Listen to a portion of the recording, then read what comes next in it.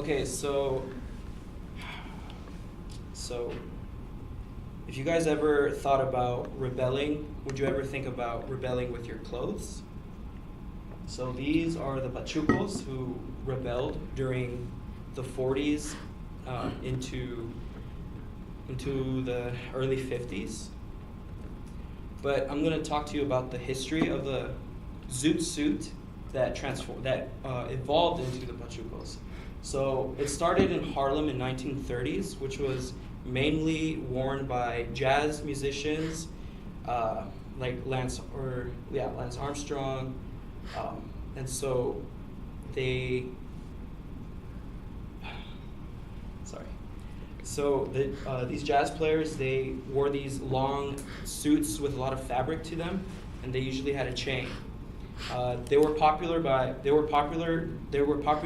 used by working class whites and Mexican Americans.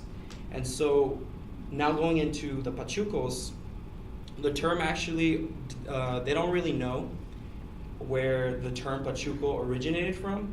And so they guess that it was from El Paso, Texas, one of the border towns between Mexico and the United States.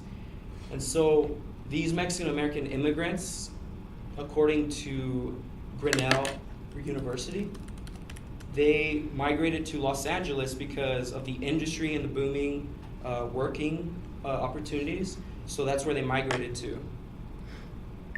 So now I want to get into the Zoot Suit riots. These riots were caused by United States servicemen and United States, the Army, because during this time, the Department of War actually, it's now called the Department of Defense, but back then in the Department of War, they issued a ban on use of textiles, civilian use of textiles.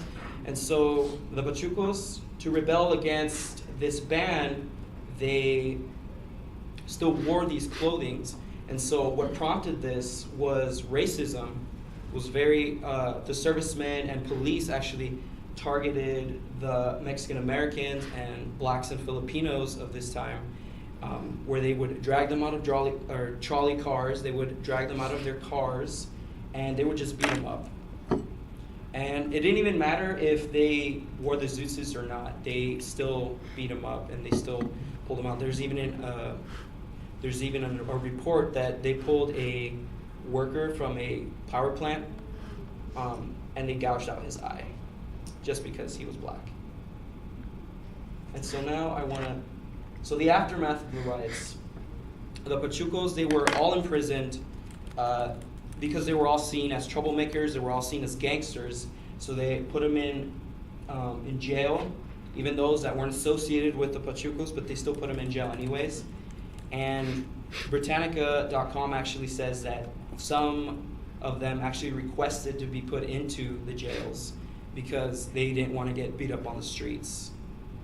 And so in conclusion, the rebellion cost them, physical pain during this time of war, but they still went through it and they got out okay. So that is my presentation. All right, thank you.